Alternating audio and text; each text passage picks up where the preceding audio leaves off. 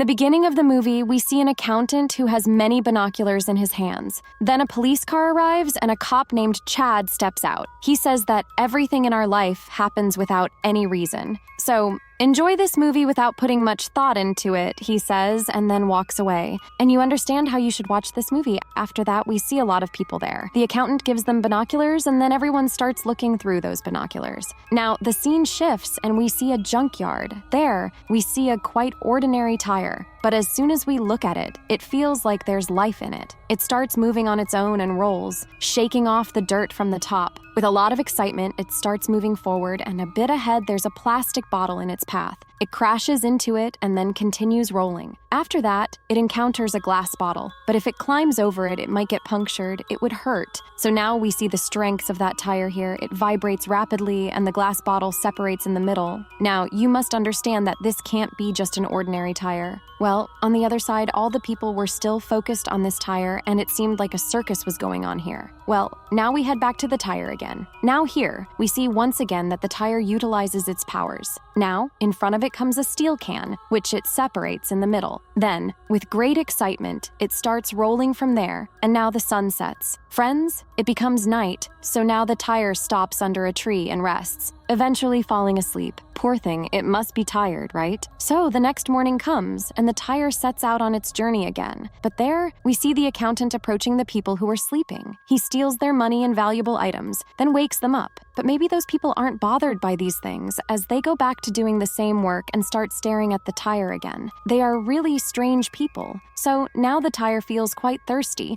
so it stops near a pot of water and wets itself there. Then a small rabbit appears in front of it, which the tire probably doesn't like. So it uses its own power and tears the rabbit apart. Yes, friends, then it sets off from there and stops on a highway a little further ahead. And now, the tire's hunger was increasing. It wanted to make a human its prey. Just then, we see a girl driving her car, and upon seeing her, the tire vibrates quickly, causing the engine of the girl's car to break down, and she stops right there. Now the tire starts moving towards her, but perhaps luck wasn't on its side this time. From behind, a man comes with a mini truck and collides with the tire. The collision causes the tire to lose control over the girl's car. This enables her car to start again, and she drives away from there. After that, the tire collides with the truck and rolls quite far, sustaining significant injuries.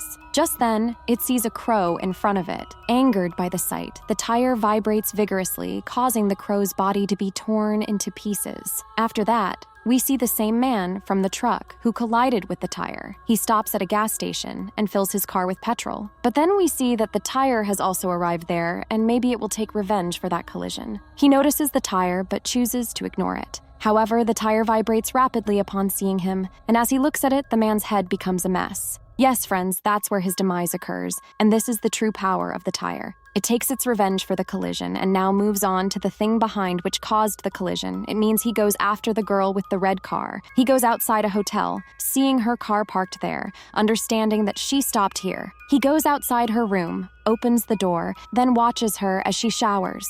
All these things were also being observed by the people with binoculars. It means whoever the tire watches, these people can see them too. Well, after a little while, night falls, and the girl calls her mom to tell her that she'll be staying in the same hotel tonight, so the tire also stays here. It goes into a room and starts watching TV, and the next morning comes. We see that the tire is still watching TV, meaning it has been watching TV for 12 hours straight. After that, our attention shifts to those people who had been observing the tire for quite a few days, and then they hadn't eaten anything.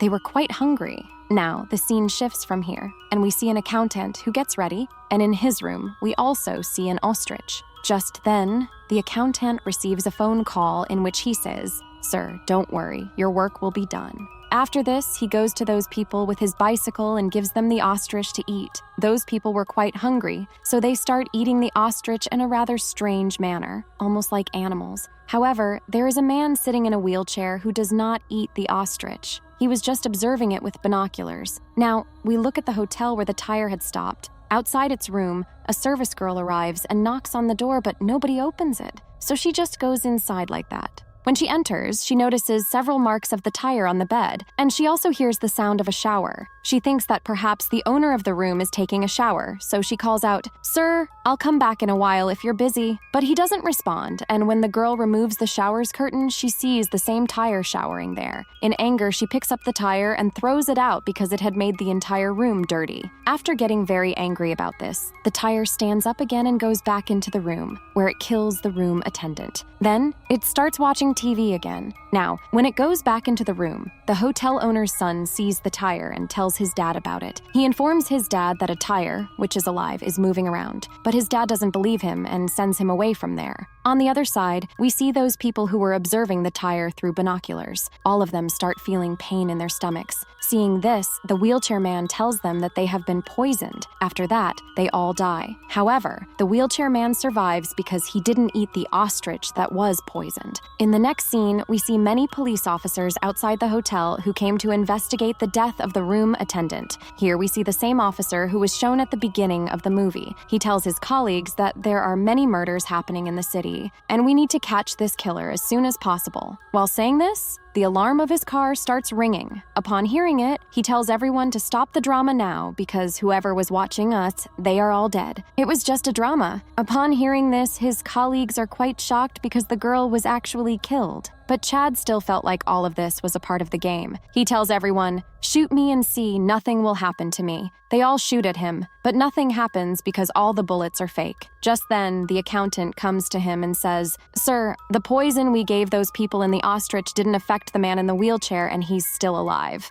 Just then, Chad makes an excuse and heads over to the hotel owner. He starts chatting with him casually. Suddenly, the tire arrives there, and with its power, it even knocks off the hotel owner's head. Chad sees this and realizes that it's all true, not a drama. He rushes back to his companions and tells them that the killer is not someone else, but the same tire. The tire is just like any ordinary tire, but it has some powers. We need to catch it as soon as possible, or else it will harm many people. Just then, the hotel owner's son arrives and informs them that the tire has gone in that direction. Upon hearing his words, all the police officers immediately believe him and head out on that route. On the other side, the accountant approaches the man in the wheelchair with some food items, intending to feed him. However, the man refuses to eat and tells him that, look, he's still moving forward. In reality, he is talking about the tire. He hands over his binoculars to the accountant and asks him to look at the tire. He sees that the tire has now fled from the hotel towards the highway with a police car following behind. Seeing the car, he stops abruptly, and then we hear that same vibration sound again. Then, inside the police car, the officer's head bursts like a flower. After this, the scene shifts and we see the accountant again, who starts eating the food brought by him. But then he starts feeling pain in his stomach and collapses right there. It means, friends, there was poison in that food too. But I don't understand how the accountant didn't realize that there was poison in the food.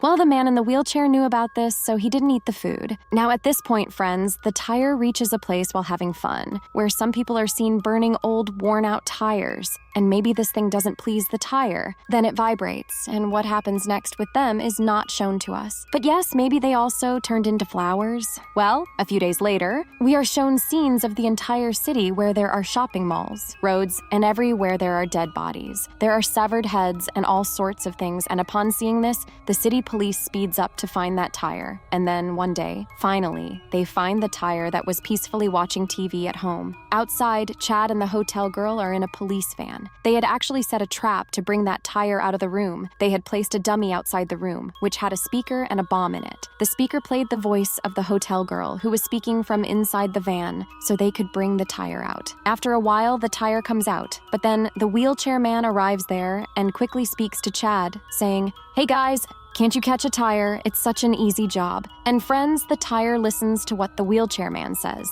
He immediately goes back to that room, but now Chad gets quite angry and takes his gun, walking into the room. When he comes out, he brings the burst tire with him, meaning the officer had shot the tire with a bullet, and now he hands it over to that wheelchair man and leaves from there. But after a while, we see a bicycle coming out of that room, which makes the wheelchair man say, "Look, he's not dead yet. He's still alive." he's taken on another form. Just then, the bicycle vibrates and the man in the wheelchair is left in tatters. This tells us that the bicycle has become even more powerful. Now the cycle moves towards the highway, and then we see that it was now the cycle assembling its entire army as many useless tires were lying on the side of the road. It puts life into them and also makes them alive in its own way. Gradually, it forms quite a few tire armies and enters the city of New York. Well, now you might be wondering where all this power is coming from just from a tire. So let me tell you, this tire's name is Robert. It was named so because a few years ago, Sheriff Chad and the accountant had killed a man and squeezed the life out of him with a tire. His name was Robert, so the soul of Robert got into that tire, and he took his revenge. Now, he's going to wreak havoc on the entire city, and that's where this story ends. Well, it was quite a strange story. This movie appears to be more of a comedy than a thriller. Do let me know in the comments below. See you in the next video. Thank you for watching. Peace out.